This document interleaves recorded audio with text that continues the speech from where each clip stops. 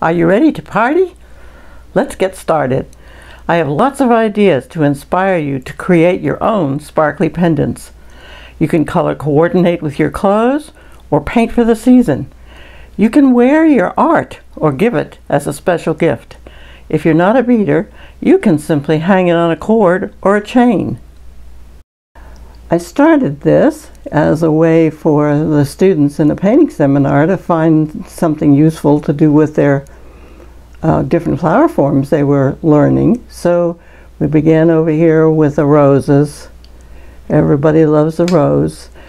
And one rose has a leaf on it, one does not, and that's so if you don't want to cope with a leaf, you just paint the rose a little bigger with some scrolls around it, stick more crystals on it, it's still beautiful. And we color coordinated the painting with the beads.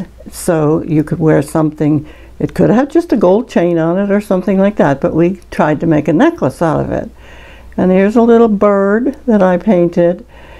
And he's not in the pattern packet, but he's a cute little thing to try to do, and you're going to come up with lots of ideas for yourself. So again, these are purple filler flowers that we use commonly in the Zhostovo painting, and we put purple in the beads, purple and silver in the beads to make a necklace. And those flowers can be done in pink or in blue or in purple, so you can paint them to suit yourself, your own color scheme. And of course, as you get going, you can't stop. You got to come up with more and more ideas, and by the time you're through here, you'll have a ton of ideas of your own. So I moved into Christmas, and you can see that one with the bells on it. I have a daughter who rings handbells in a concert choir, so I had to do something with bells. And of course I have little granddaughters, and they wanted stockings. And the blue one on the top with a snowflake on it, I did for my chapter, and all of the members who came to the meeting painted one for themselves and one to go to net to be sold in our booth to make a little extra money. Then over here, this little collection is basically silver and gold and ornamentation line work around the outside edges, because I wanted there to be a way to practice or to utilize all the little border designs that we work with in our painting. So that's what you see over here. And during the next hour, I hope I am going to fill you with tons of party ideas for what you can do with these on your own. I have 3 packets for these pendant designs. The Bejeweled Pendants packet is a full packet with instructions, line drawings, and color step-by-steps for each flower. The other 2 only have colored pictures of the finished pieces, line drawings, and color information. If you order the printed packets from our website, the color worksheets are printed on cardstock. Or you can order them as a set electronically and save the shipping. The pendant surfaces that I'm using were made by one of our bead manufacturers when I owned the bead shop. And they come in different shapes, and they have a little hole drilled through them in order to get your bail on. And if you don't know what a bail is, this is a bail at the top here that your cord will go through to make this into a necklace that you can hang.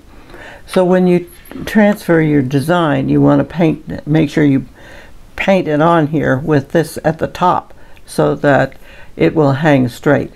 These are made of really wonderful wood. It's soft and smooth and has very close grain, so you don't need to seal it. A couple of coats of paint with a little sanding in between the coats will make it perfectly wonderful for painting on. So you want to choose your background color, whatever you choose to use. I mostly use black because that's the Zhostovo color.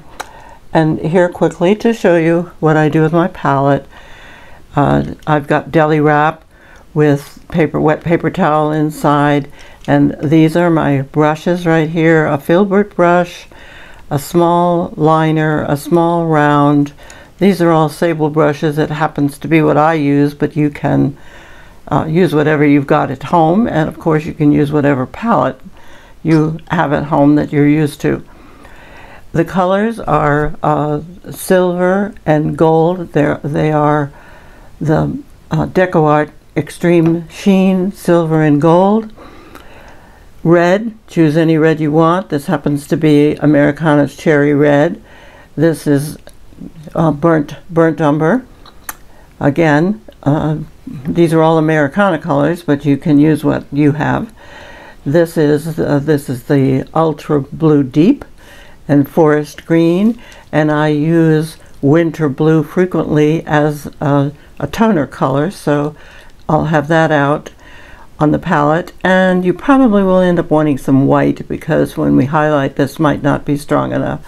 But it's a very simple basic palette, and we brush mix the colors together to create what we want. Most of these colors are transparent, and to make them opaque so they'll cover for base coating, you simply add the Winter Blue. So that's the palette setup and the brushes. You'll need, again, a nice tiny liner. And if you want more information on either one of these things, I've just got a YouTube that's new to us, and we're going to put more complete information up there on how to set up the palette and the reason and how to use the brushes.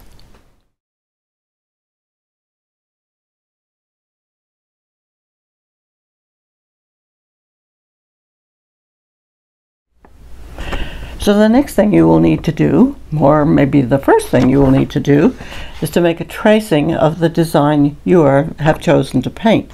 You take a piece of tracing paper and lay it over the top of the design, and here's where I like to use my Pigma.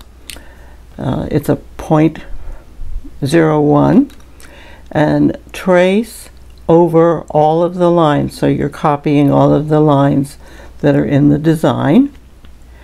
And then take this tracing and put it over the top of the wooden pendant that you're going to be using, and make sure that you're looking at this and you know where the top is, because it won't hang straight if you don't pay attention to where the little hole is, where you're going to put the bail.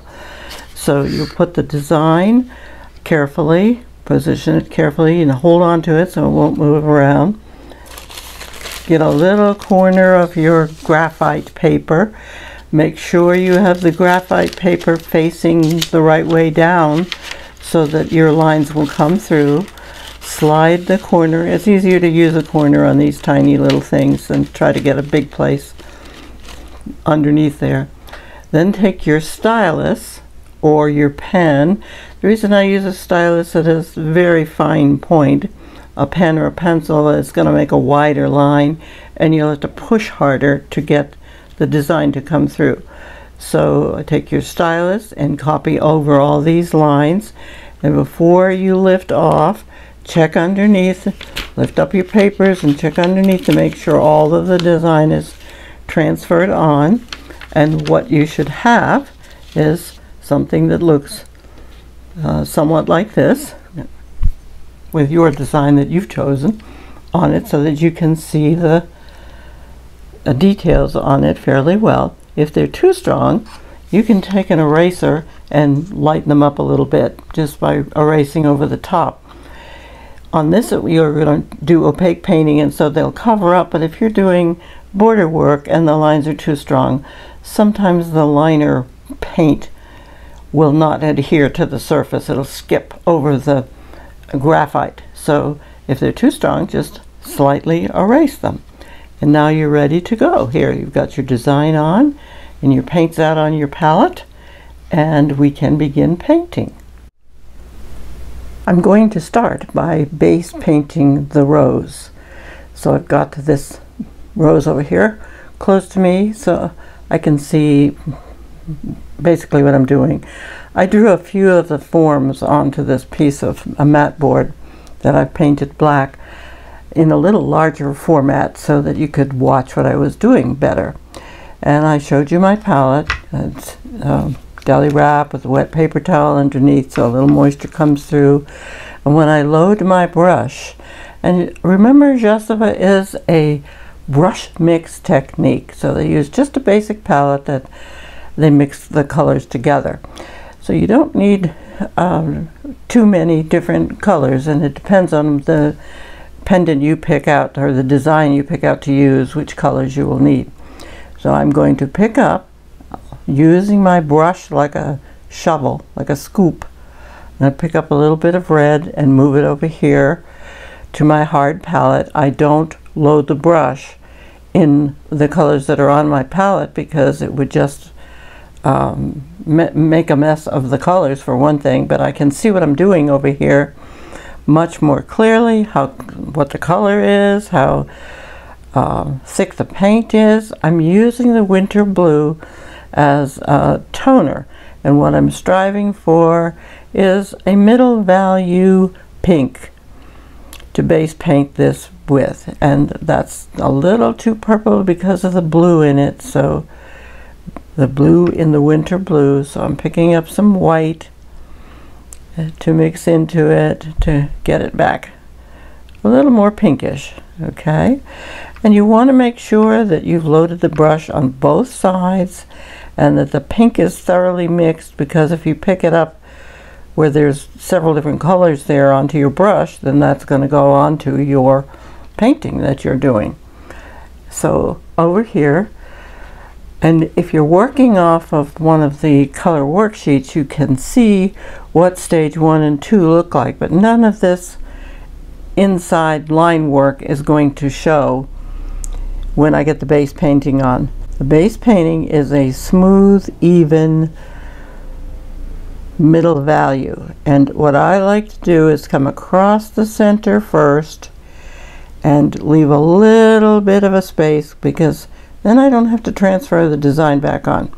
I know where my darkest part of my center is going to be, and one of the reasons for using sable brushes is they're soft and smooth, and they hold a lot of paint, and they lay it on smoothly, and they hold a lot of moisture, so you don't have to constantly pick up water or reload to keep the brush going. And I at this point am using a number 4 because this is a little bigger flower than you would be painting on the pendant. So across the back, this rolls up in the curve, so this middle part is higher, and back down to the side. And you need to be turning the piece so that you are always pulling your strokes towards you and you can see what you are doing. If you push the brush away, you can't see what's going on in the back. And then I'm going to go to the apron petals, and they should all pull into one center point right there. And if I drew a line right down through the middle, that would be the middle of the flower, and if you don't want it to look tipped, you got to keep everything aiming towards your center growth point. So I'm going to pull in a stroke over here on this side, and this is my biggest petal in the center, and just quickly I haven't reloaded. I'm on the same brush load here because these brushes will carry a good deal of paint. But if it starts to dry or tack up on you so it doesn't flow smoothly, just pick up a little water and put it into your mixture, and you can go forward with the base painting. So I'm aiming the tail of this petal into the center growth point right there. And I've got to turn the piece, to get this out of here for the moment, because I need to turn this piece all the way around, so I'm pulling the stroke towards myself and put in these other side petals. And if you've got a new brush, sometimes the tip of them will leave little bristly hair marks, but that will cover up as you paint. Sometimes I'll go back to my paint pile and reload, not so much to reload, but to keep the brush flat. And if you get a chance to watch my Why I Use These Brushes YouTube video, it's because they stay moist, hold a lot of paint and water, and lay the paint on nice and smooth. So again, I'm leaving a little bit of space there and pulling this into the center growth point. And there's one more stroke. And the other thing with reloading or going back into your paint is it flattens your brush, so it's in the right position for painting. One last stroke, and even if you don't go all the way in there, carry the stroke in as if you were going to, so that it will look like it was aimed to that center growth point. Now I need to let this dry a minute or two before I give it another coat, and it will need another coat of paint, because what you're striving for here is, let me pull in a little closer to it, opaque, solid, opaque base coating in a middle value. It's kind of the standard Zhostovo thing with at the beginning of the painting. And you can see this isn't solid. So if I start doing liner work and floated shaded glazes and so forth on it, it's going to be a mess underneath. So you want your base painting to be as tidy and neat and flat and opaque as possible, because it is the foundation for the rest of your painting. Now on the second coat, you've got something based underneath there to give you some strength of color besides black, and black is a little hard to cover. So on the second coat you can change or deepen the colors if you need to. I'm going to start by just see how much more opaque this is now, how much more even. Almost everything will require at least 2 coats of paint. I've got my center still showing because I left that little opening. I want this to be flat, so while the paint's wet, I'm going back over it to make sure I have no ridges left behind. Because when you start glazing, if there are little bits of ridges, what happens is they collect the transparent paint in the glazes, and then it looks messy. And I might want to darken this petal a little bit. I can do it here, or I can glaze over it. So I brush mixed a little bit more of the red into this color. And now my second coat, which covers better too, is a little bit darker. I could also put a little bit of that over here and just kind of blend it in. So I've started the value change on the shadow side. And because it's a brush mix technique, colors are not going to come out perfectly every single time, or perfectly the same, and that's perfectly okay. You can have changes that makes it more interesting, especially when you're doing something like painting leaves. Now again, the proper way for me to do this is to turn this around, so I'm pulling the strokes toward myself, not pushing them away, and I am aiming in to that center growth point. And basically this is color book painting, so it is not difficult, whether it's one little rose or a big huge complicated design. This is the way the base paint goes on. Okay, now we'll need to let that dry again, so we'll go to any one of those 5 petal flowers. But just for the sake of color mixing, if I wanted to do that flower in blue, I haven't rinsed the brush, I might pick up a little bit of water, and sliding into the blue, bringing it over to your palette, your hard part of your palette, picking up some of that winter blue. This is a transparent color. The minute I add something opaque, which winter blue is, I have now a opaque color, and just a tiny touch of water, I think, to keep that paint going.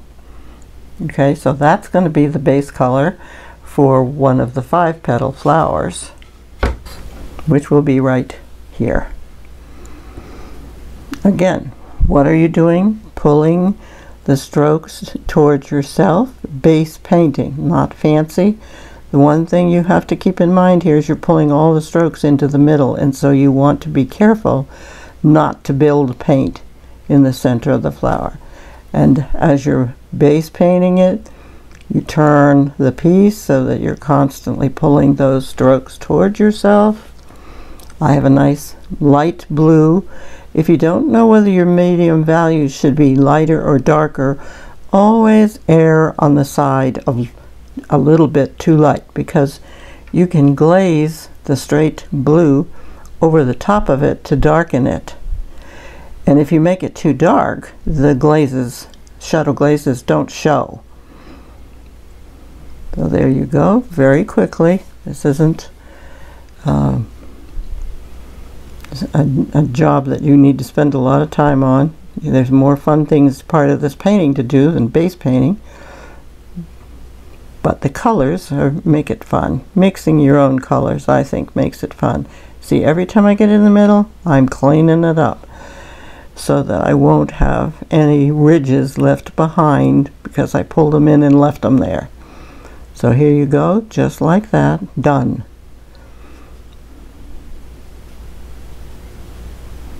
Okay, this will require another coat of paint when it has finished drying. I have base painted a few things here for you without having you watch me, because you saw how I did this, and it's the same for everything. You need opaque, flat, no ridges base painting. When I first did these pendants, DecoArt didn't have out some of the products it has now, so I'm using the extreme sheen for these because it's beautiful colors. And I just experimented with this, which is the Galaxy Glitter.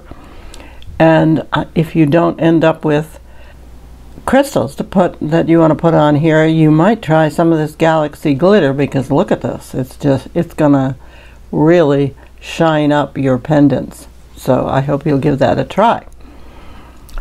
These filler flowers can be painted in many colors, pink, blue, whatever you want to use to match your clothing. And before I start painting that, I want to show you how you get a nice even 5-petal filler flower every time. Let me pull it in a little closer here.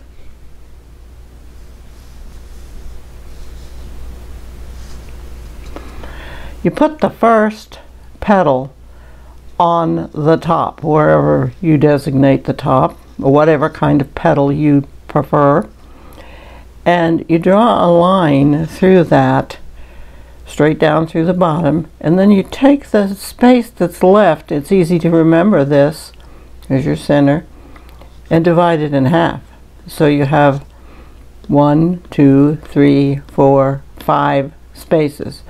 Usually this one on the top may turn out to be just a little bit bigger than the rest, and you're aiming for this inside. So you've got a petal here, a petal here, a petal here, and a petal here.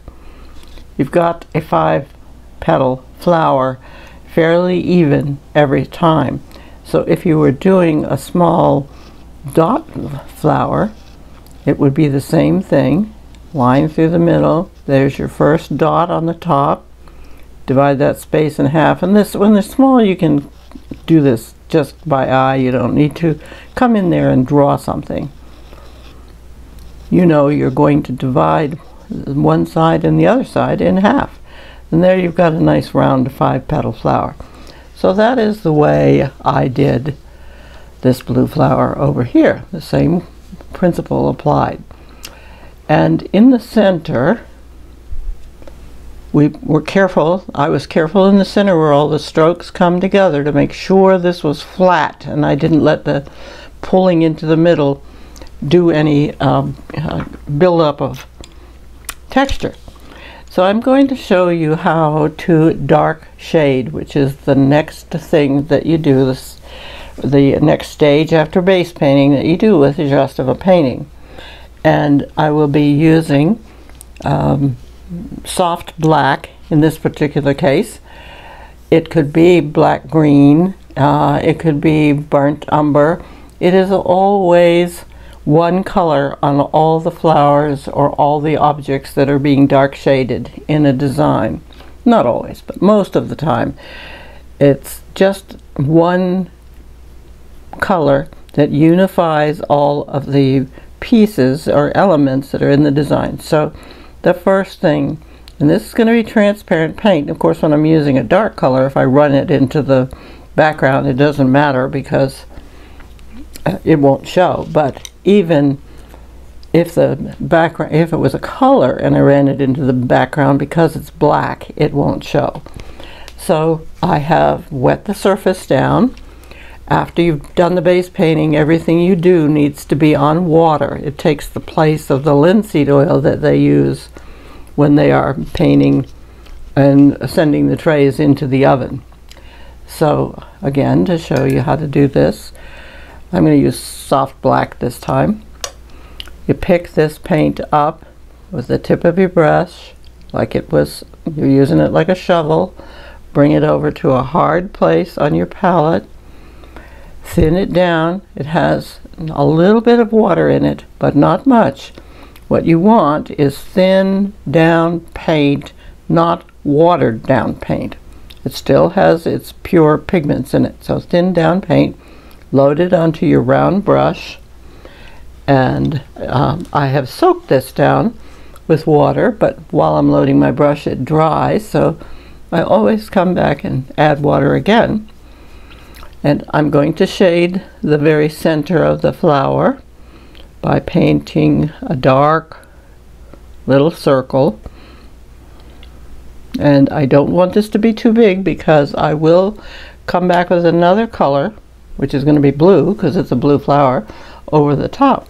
Then using the filbert, softly touching the edge of the flower center here, softly touching it, fade as much as you can out that transition line, so this disappears back into the base color without a strong transition line.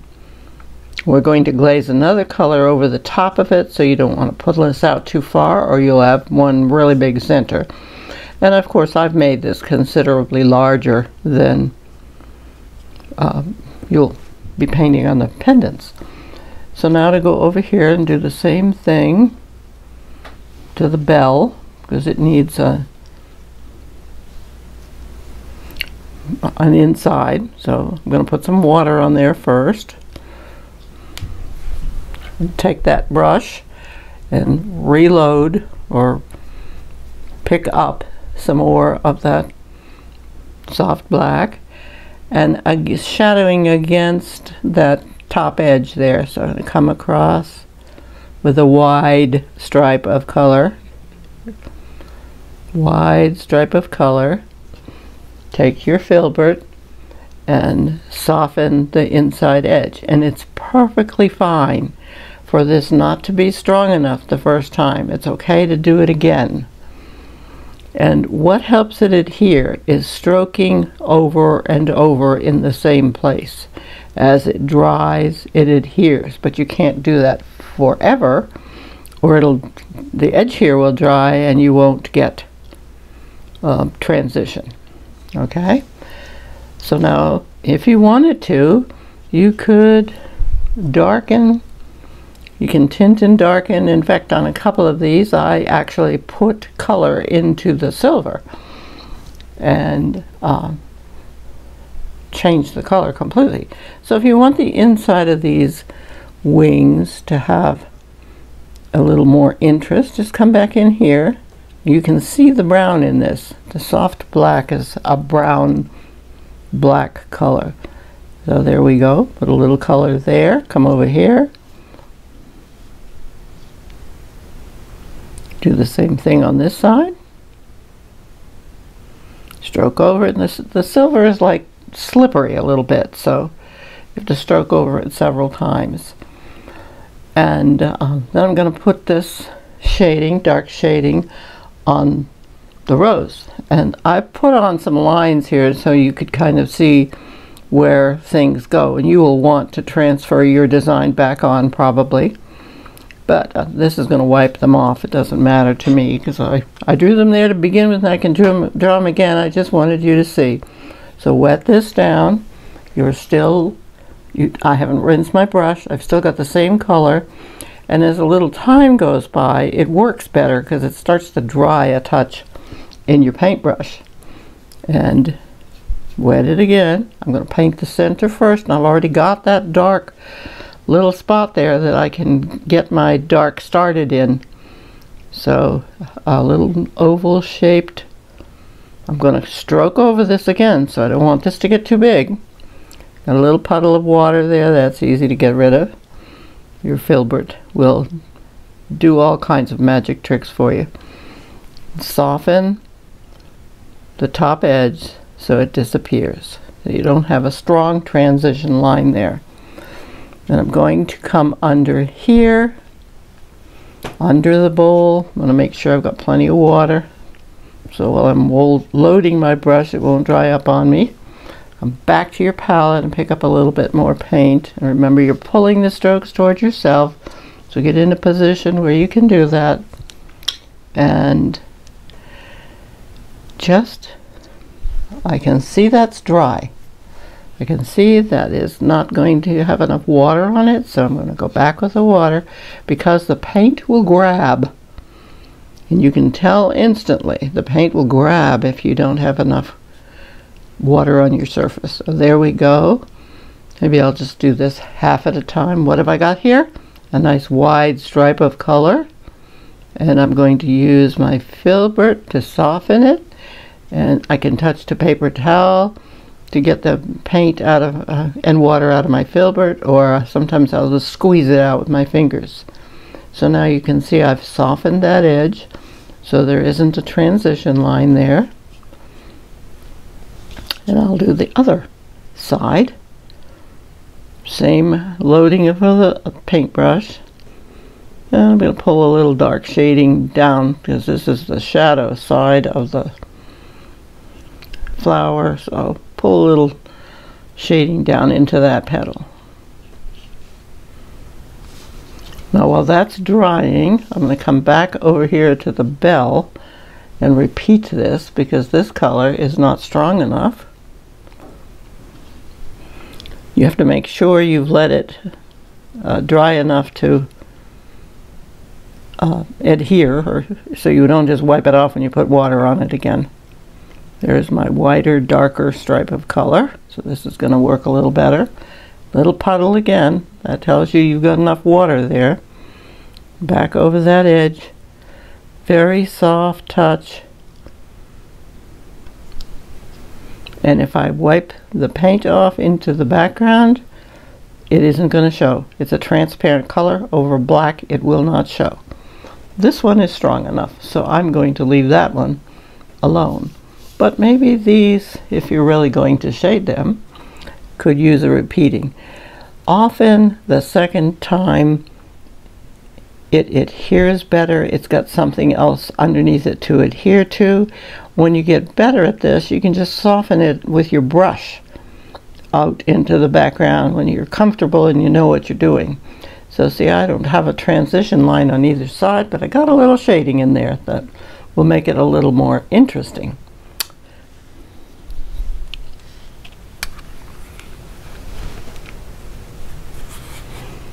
The next step in the shading is a lighter color. Sometimes it's used to carry out colors, sometimes it's used to add interest, but it's also used to create a two-value shading color on an object like this. So I wet this again. I'm going to come over the top of it with the Ultra Blue Deep and paint into a larger area than that original little circle I did. stroking over it a few times so it'll start to adhere. So you can see it looks like there are two values of blue, even though you know I put black underneath. And doing the same thing with your filbert here, come around the outside edge and fade that strong line off into the background. So the color diminishes. You get two values, real dark and then not quite so dark. There are lots of ways to paint these flowers, but just so I can show you one more step here, I'm going to let that dry a second and then I'll come back. If I go over here to this little bug, by the way, look what is going on. I love that glitter. I think it's going to be terrific on pendants. I can't wait to experiment with some more things. If I wanted a little more color on this, because it was meant to go with something I was going to wear, or I just wanted more interest or whatever, I could come back with that blue and do this over the tip. Now I would call this, it could be, you could consider it shading because it's darker than the base color, or you could consider it tinting because it's bringing in another color.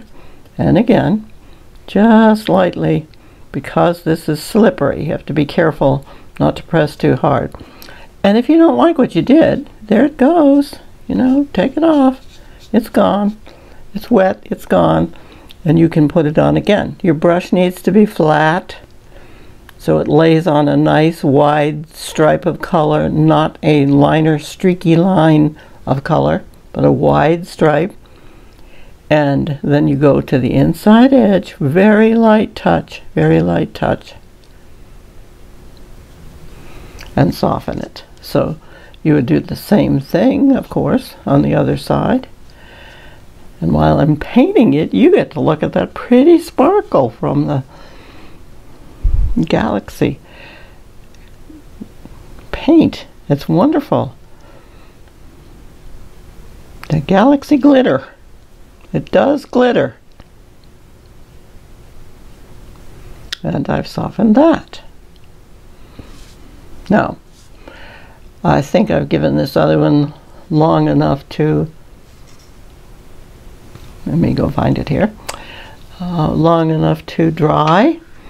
So if I wanted to shade half of this flower, again, I would wet it.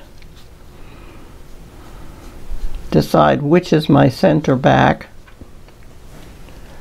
Load that brush in the same way, very transparent, thin down paint, not a whole lot of water in it. The water's on your filbert and in the background. Make sure it's wet and come over the back petals. Start where you want center back to be, because you can fade this as you move to the front.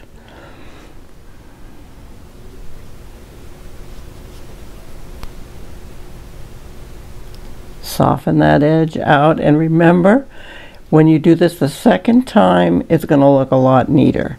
It doesn't lay on the base color quite as smoothly the first time through. So we'll clean it up in a few minutes. So now I have a shaded flower. The center is dark, and the outside, the backside petals have been darkened in with a glaze. So this is also shading. It's thin, transparent paint that is creating a value that's darker than your base color, which makes it shading. Okay, I'm going to do the same thing on the rose, only using the cherry red instead. So we start with the filbert and get this wet. When you are looking at this and you pick it up, you should see a shine because it's wet on the paint, but no bubbles. If you have bubbles on there, you've got too much water on the surface. So you just brush over it a few more times until it dries out a little bit. So I've loaded my brush, my round brush, in the same manner with very thin cherry red, and I'm going to first come over the dark. So the dark becomes a dark value of red. And I'm going to push it up a little farther past, so I get a graduation of color. So it's 2 values. There's actually 3 because of that little dark spot I left there to show where the center is. And then back to that filbert and make that back edge disappear back into the base color. No transition line, just a thin shade of color. And we'll do the same thing where we put the dark shading down here on these petals. Remember, you should be pulling the strokes toward yourself. You have to get into that position. Wide stripe of color that covers the dark, oops, excuse me here, that covers the dark shading and extends a little further out into the flower petal. Then switch to your filbert, soften it out,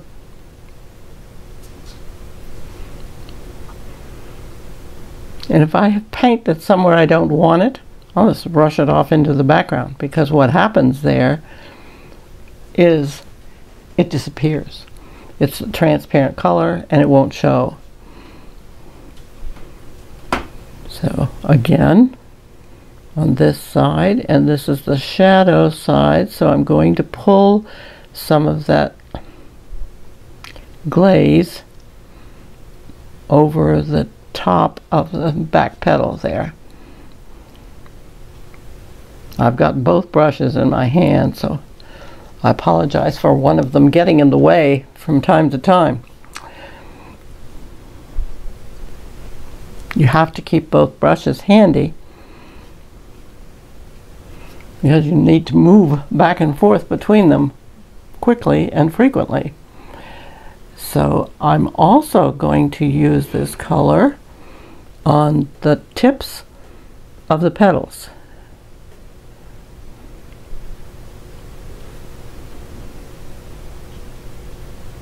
And you see, I'm not being careful about not going right off into the background, because I know it will disappear. So we're back to the filbert brush and softening that color.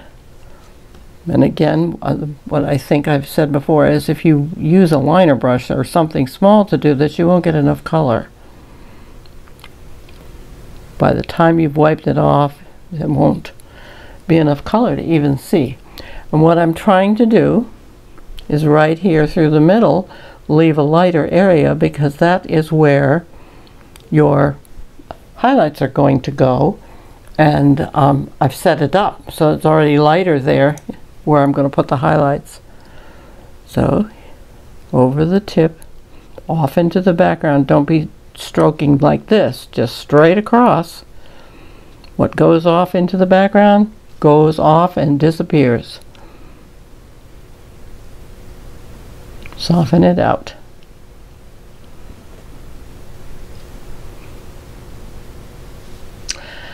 And to add interest, or because it's in an arrangement with other colors of flowers, you can come across the back and tint. It makes the back push down into the background for one thing, but you can tint the back petals with something. I'm picking up a little bit of blue and loading that brush again.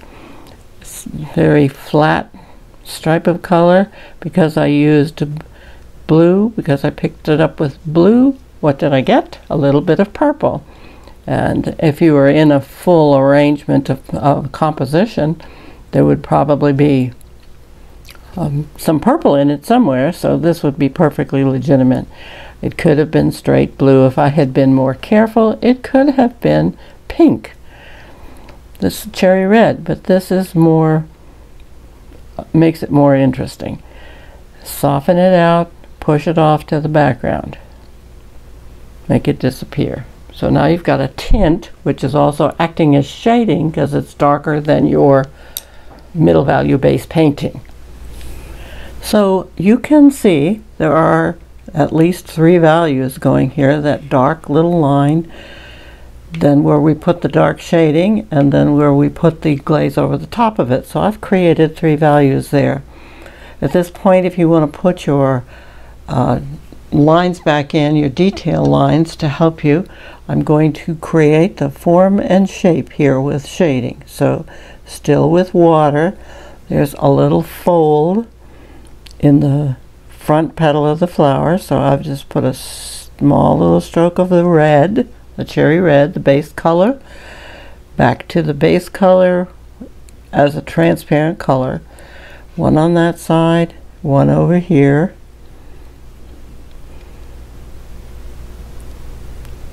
And curve it right down into the bottom, right onto the apron petals. And inside here, this is the inside of this front petal, so it needs a little shading in it.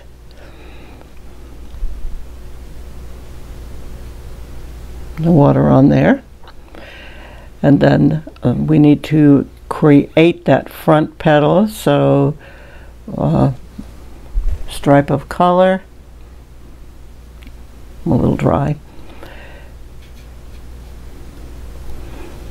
A stripe of color going behind the front petal. So I'm creating that petal with the color. There it is. There's my wide stripe. And there's my softened edge, so the color fades out. And it's starting to make the flower look more pink. And we need to do the same thing. This is the shadow side, so I could even come over here with just a little bit of color that I'll brush into it, so that side has more color on it. It's a little bit darker. And then we'll go over here and do the same thing. Turn the thing around so you're pulling the strokes toward yourself.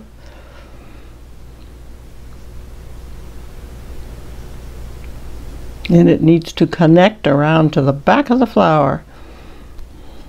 A little extra water.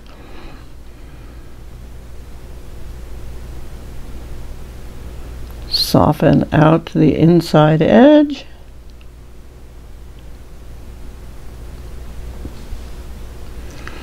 Now this flower has a row of petals in the back, and I could go in there and stroke them in with a lighter color, but liner work will do the trick. So liner work is enough. I need to let this dry just a tad so I can come back in with the highlights.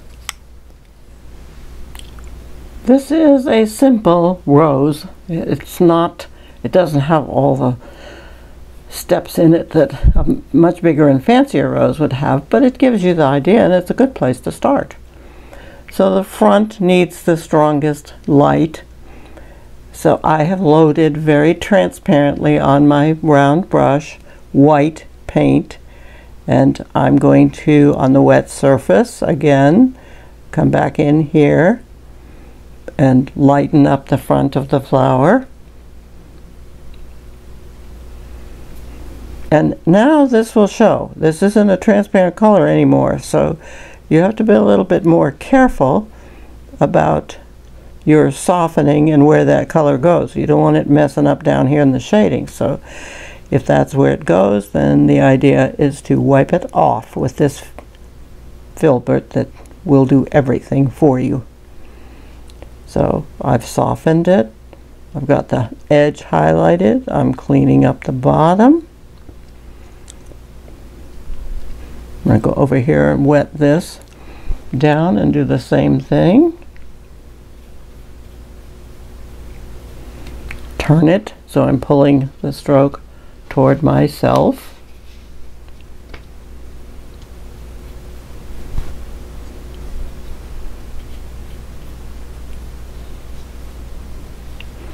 Follow that contour there.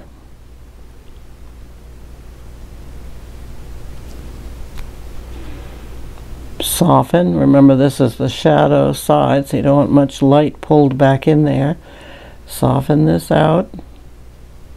This is an opaque color. It's a little bit harder to work with. But your filbert will help you. Trust your filbert.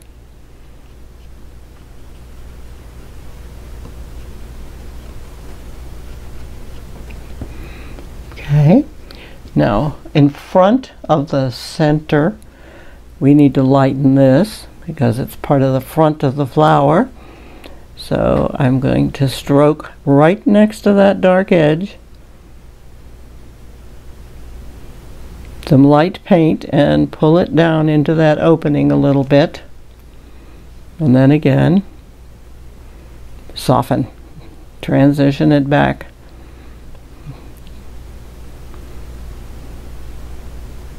And you can push it around anywhere you want to. Okay. Now we'll roll it around again here because I want to put the strokes on the apron petals. And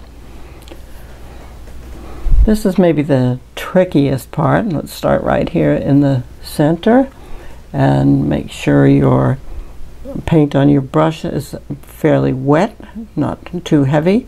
And if you don't like it, remember, you can take it off and do it again.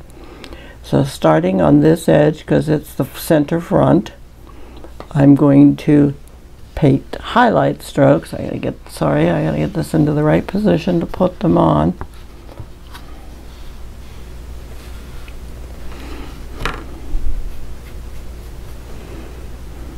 Right on the edge with the first stroke, pulled into that center point. And it's the biggest and the brightest stroke. It's a comma stroke without a head or a tail. So there's the first stroke, and I don't want it to have a tail, so I'm wiping, and I also don't want it to go down into the shading because it's a highlight. So I'm wiping that off. That came out pretty well on the top. It doesn't have a big strong head, so I'm okay there.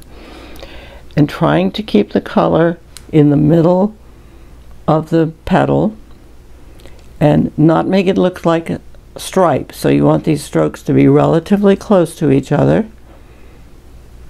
and as you move across they disappear. Now these are all these ragged ends. They don't look good.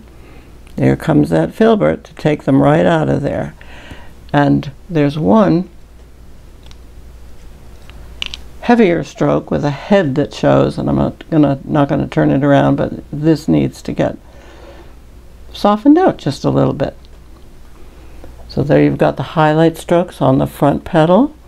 I would want a little bit of light going to the back just so you know that petal's there. Doesn't need to be much. And just barely touch the edge. Remember, you have to keep going back into your paint and reloading your brush. Just a little light there. Turn it around again. Now they're going to go here. Excuse me, flipping that around. It's why I paint sideways to the table, because a piece has to always be moving. It's hard to do it if you're sitting straight over it. So I usually hold it.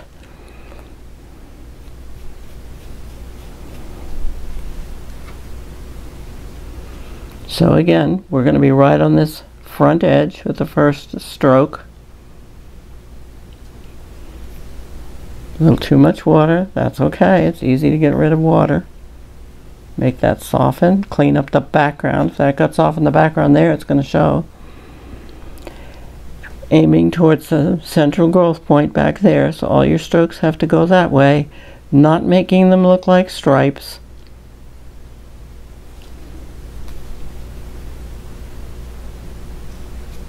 Soften, fade it into the shading.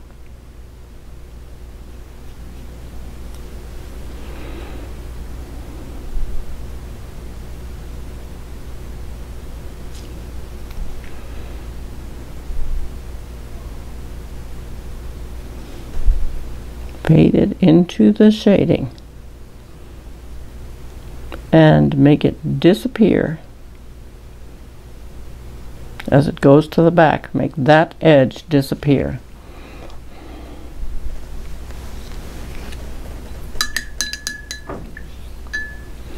Now I'm going to go to the liner brush and pull the paint over to your palette like we've done before and thin it down so that your paint is ready to be loaded onto your brush by having already thinned it down a little bit, and put the strokes into the back of the flower.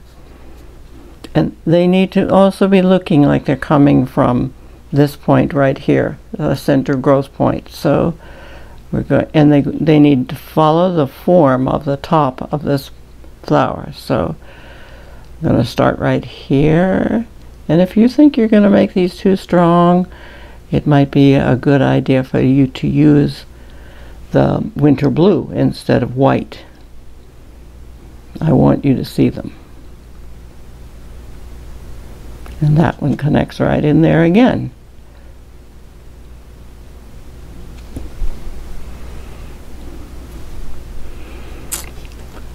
On these petals here, just mostly to add interest, but also because they would have little turned over edges. So you're going to come in and make a little comma stroke or an S stroke, something that's a little heavier. It defines the edge, and pull it to the back. Same thing on the other side. And it also cleans up your edge.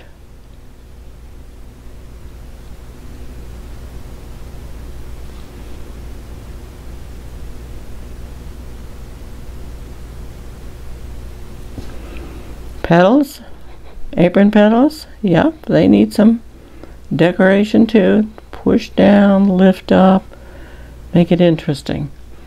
You're over here in the shadow, you don't want so much color, just a little directed into that center growth point.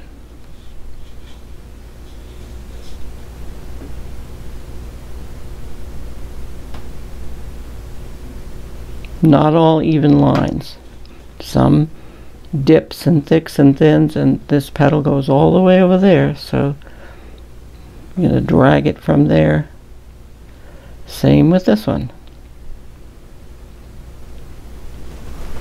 Now I'm picking up a little bit of the winter snow and mixing it in with the white because there's quite a bit of space back here, so to make it more interesting, we'll put in another softer row of petals. So this is a little bit of a toned down color.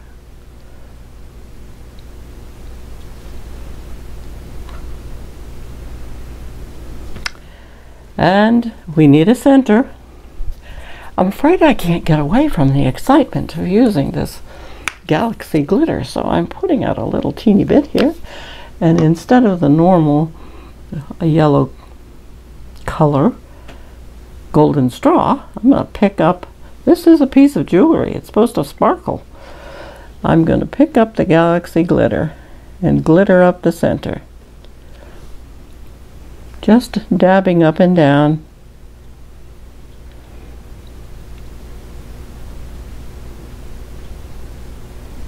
Isn't that fun? Okay. I'd put a crystal in my original one, but I think this is really cool. So there you have a very simple version of a rose that's fun to put onto. You can get fancier and fancier, but this is a good way to start putting the rose onto a pendant. Okay, we can highlight this 5-petal flower in the same manner. I darkened one side so we can put light on the other, and I always go to the petal that is in the lightest part of the flower, the lightest petal first, and just come over the top edge with winter blue. It's an opaque color, you have to be a little bit careful.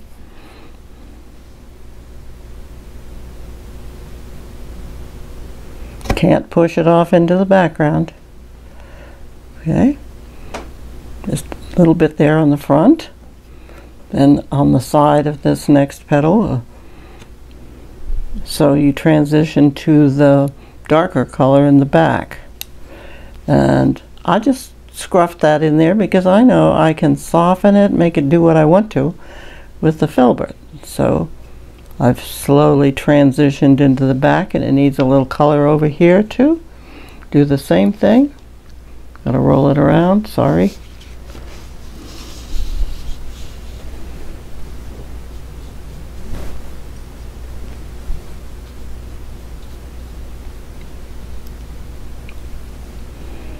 Flattened brush. Sometimes I go back into the paint just to keep the brush flat, not so much because I need more paint. So again, stroke it a couple of times because there's a little too much water, and I want a little touch of color over there. Okay, soften.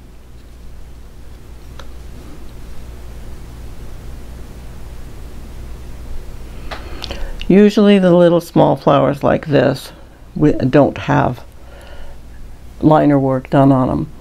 This one, I'll put this over here for you, has the highlight pulled from the center out. These are smaller, and it's easier to do this on a small flower.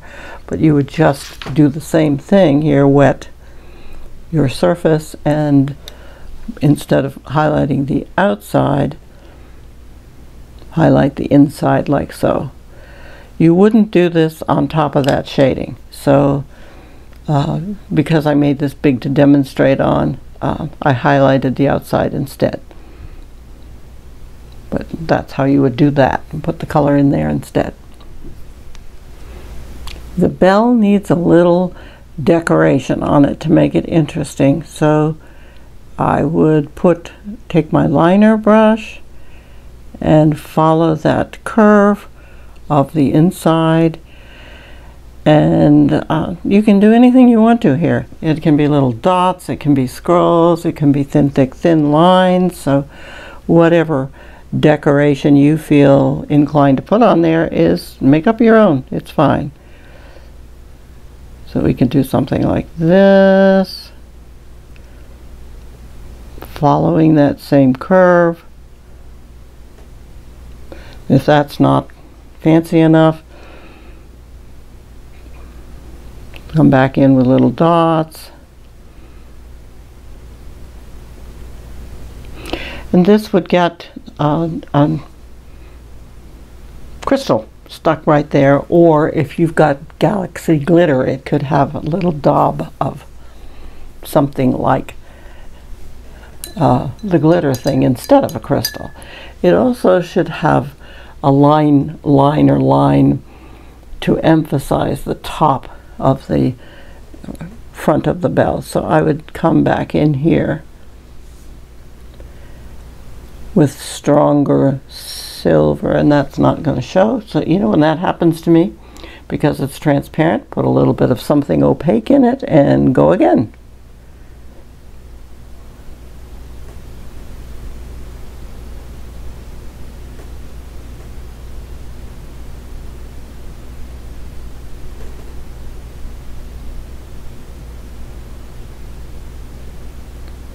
There, now it has a defined edge, and you can go over that more than once too if you need to make it show better. So you can decorate these almost any way you want to. I did want to show you just a quick little ornamental stroke over here, which I've painted on already. People think these border things are very difficult, but they're just so easy. And usually they're done in silver or gold, and they're an integral part of the Zhostovo painting. So this starts with nothing but a little loop like this. Loopity loop across. And you can decorate these loops with a million different things. I put a couple of scrolls on this one. So I just pulled this little scroll line to the point and put another one inside it, like so. Up here, I did a loop. This could have S strokes inside it instead of a stroke. You could paint a flower there. You can come like this, or then you can do the same thing on the outside instead if you wanted to. You could have or a thin, thick, thin stroke following the same shape. Sometimes there's a double layer of loopy strokes. But if you look around at Zhostovo paintings, you're going to find them everywhere because they're, as I said, an integral part of the painting. So to finish up here, I want to show you how to put the crystals on. And I use this tool. It's called a hot fix tool, and it comes like this with a little package of tips for different size crystals on it. Get in here a little closer so you can see it. And I keep 2 of them going all of the time. This one has a bit of a dip in the tip. Again, maybe I can get even in closer here. In the tip, and that's for the bigger crystals so that you can pick them up and they'll fit right into that little hole. This one is flat on the top, and it will heat the small crystals like the ones I'm using here without having to pick them up and move them. So you can set them on your surface where you want them to go and then just put the tool over the top of them. Whereas the one with the concave inside here, this one, you have to put the crystal down, pick it up, heat it up a little bit, and move it. And if you heat it too much, the crystal will stick to whatever you've got it on. If you don't heat it enough, it'll fall out on your way to wherever you're going to put it. So I find that just a little bit harder to work with, and you have to get used to it. It's not impossible. It works, but you have to get used to it. This is a bale, and I believe I showed you that before, but I want to make sure you understand. Come in closer on that too here. This is a bale, and it has 2 little prongs that stick out on either side of it, and those prongs go into the holes in the pendant. So you have this going on, and they stay in there, and you can pull this in and out, take it off. These are sterling. I don't like the ones that are not sterling because they tend not to be as strong and they break more easily. So I prefer to use the ones that are sterling. And you can go to your local craft shop, hobby shop usually, and find these. And this is a cord right here. And it has an extension on it so it will adjust to different lengths, and it slides into, you just hold the bale where you can get this end of the cord right in there, and that's how you hang this, like so. So now you can wear what you have painted. As I said before, we have done several of these with matching colors of beads. So you can, if you're a beader, you can string your own. And this one is loaded with crystals, and I happen to have 2 sizes on here. So one, you need that, the bigger one, you need that tip that will heat it up, and you have to move it. This second one, you can place those little crystals around and then put your tool on top. And when you heat the tool up, another reason I like these particular tools, let me grab this one back again. This particular tool is, it has this end that you can turn off and on right here with a little green light on it so you know when it's turned on. A lot of them stay hot till you unplug them, so this happens to be one. And all you do to change the tip is unscrew the top of it, take that off.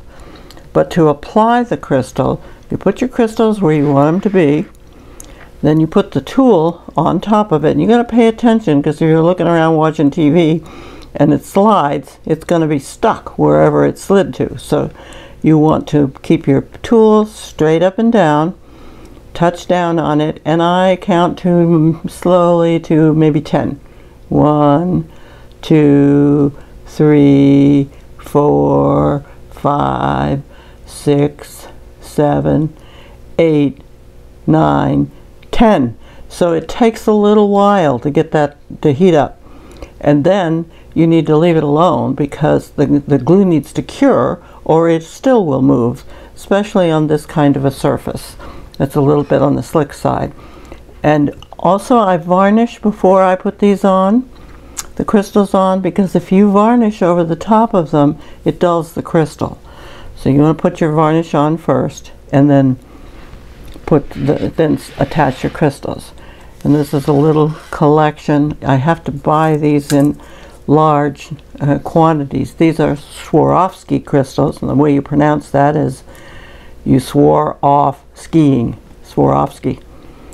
And they have glue on the back, the crystal on the front, so they're called hot fix, and they're half crystals. You only get half the crystal, and what's on the back of it is glue. And this is a little triangle because it makes it easier to contain them and work with them and pick them up. They will spread around if you're not careful. One last little surprise before I'm totally finished. I told you that I can't leave anything alone, and every time you paint one of these, you think of something else you want to do.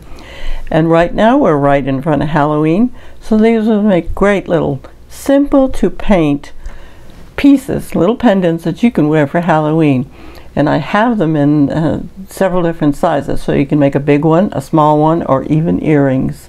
And here it is, this wonderful galaxy glitter that I've just discovered. So this guy has gold teeth that are galaxy glitter, and hair on the top there that's also the galaxy glitter. And you could paint glitter around the outside edge too to make it fancier. But all this is a little bit of a face. And put a black cord on it, you've got a cute little Halloween necklace. So I hope you enjoy painting this. And if you need face ideas, Google them. There's a gazillion of them out there right now. So easy to do and fun. I hope you've enjoyed this, and I hope we will see you soon for the next little small project. Or please come to my webinar, which is on November the 9th, and we'll be really delving into the Zhostovo painting techniques. Thank you for coming. We'll see you next time.